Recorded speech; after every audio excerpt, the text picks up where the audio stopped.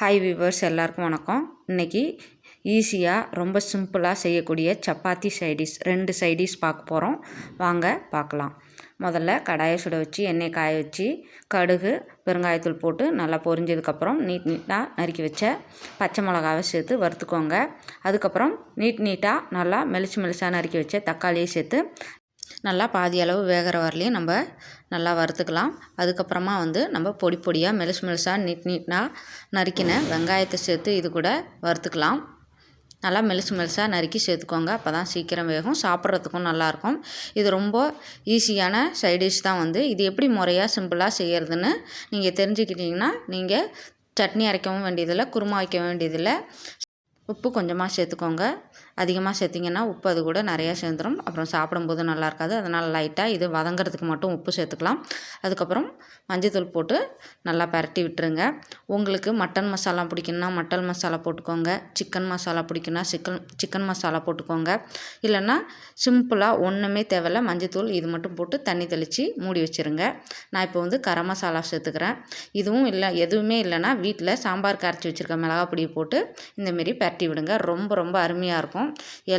மற்ற எல்லா சைடிஷை விடையும் இந்த சிம்பிளாக செய்யக்கூடிய ஆனியன் சைடிஷ் ரொம்ப அட்டகாசமாக இருக்கும். சப்பாத்திக்கு எல்லாருக்கும் ரொம்ப பிடிக்கும்.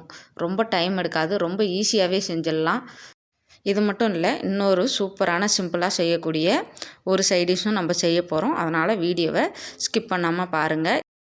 அதே மாதிரி என்னென்ன பொருள் சேர்க்கலான்னு சொல்லியிருக்கிறதையும் கவனமாக கேட்டுக்கோங்க. அந்தமாரி நீங்களும் உங்களுக்கு பிடிச்ச மாதிரி பொருளை சேர்த்து செஞ்சு பாருங்கள், ரொம்ப நல்லாயிருக்கும். அதுக்கப்புறம் இன்னொரு டிஷ் என்னென்னா வெண்டைக்காயை வச்சு தான் பண்ண போகிறோம். அதுக்கு ஒரு கடாயில் எண்ணெய் சுட வச்சு ஜீரா மட்டும் சேர்த்துக்கோங்க. அதுக்கப்புறம் பெருங்காயத்தூள் போட்டுக்கோங்க, கடுகு சேர்க்க வேண்டாம். அதுக்கப்புறம் இந்தமாரி நறுக்கி வச்சுருந்த வெண்டைக்காயை நீங்கள் சேர்த்துக்கோங்க. வெண்டைக்காய் கொஞ்சம் வாடி இருந்தால் ரொம்ப நல்லாயிருக்கும் இன்னும். அதனால் நீங்கள் வெண்டைக்காயை வாங்கிட்டு ஒரு 4 நாள் வச்சிட்டிங்கன்னா லைட்டாக வாடி போயிடும். அதுக்கப்புறம் வாஷ் பண்ணிவிட்டு தொடச்சிட்டு இந்தமாரி நறுக்கி எடுத்துக்கோங்க. இந்தமாரி டிஷ் செஞ்சுக்கோங்க. சப்பாத்திக்கு ரொம்ப அருமையாக இருக்கும், குழந்தைங்க கூட கேட்டு சாப்பிடுவாங்க. இப்போ இதுக்கு லைட்டாக கொஞ்சம் தேவையான அளவு உப்பு சேர்த்து பரட்டி விட்டுக்கோங்க. இது நல்லா கலர் சேஞ்ச் ஆகிற வரலையும் நம்ம வறுக்கணும். இந்த மாதிரி சேஞ்ச் ஆகிடும் பாருங்கள். இதுக்கப்புறம் ஒரு முக்கியமான பொருள் சேர்க்க போகிறோம். இது கூட இந்தமாரி ஆனியனை பீஸாக இருக்கிற மாதிரி நறுக்கி சேர்த்துக்கோங்க. நறுக்கி சேர்த்துட்டு நல்லா பரட்டி விட்டுக்கோங்க.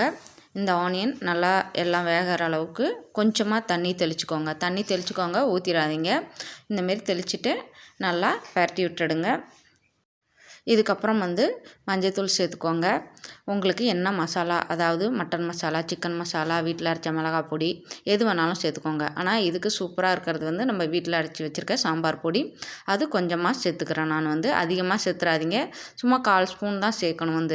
மசாலா அவ்வளோ சேர்த்து வதங்கினாவே போதும், ரொம்ப அருமையாக டேஸ்ட்டாக இருக்கும். இப்போ நம்மளுக்கு 2 சைடிஷும் ரெடி ஆகிடுச்சு. வாங்க நம்ம சப்பாத்தி கூட சர்வ் பண்ணலாம்.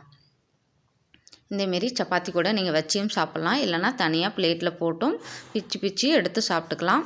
குழந்தைங்களுக்கெலாம் இந்தமாரி வச்சு நெய் தடவி இந்தமாரி கொஞ்சமாக வச்சு ரோல் பண்ணி கொடுத்திங்கன்னா அழகாக சூப்பராக சாப்பிடுவாங்க, ரொம்ப பிடிக்கும்.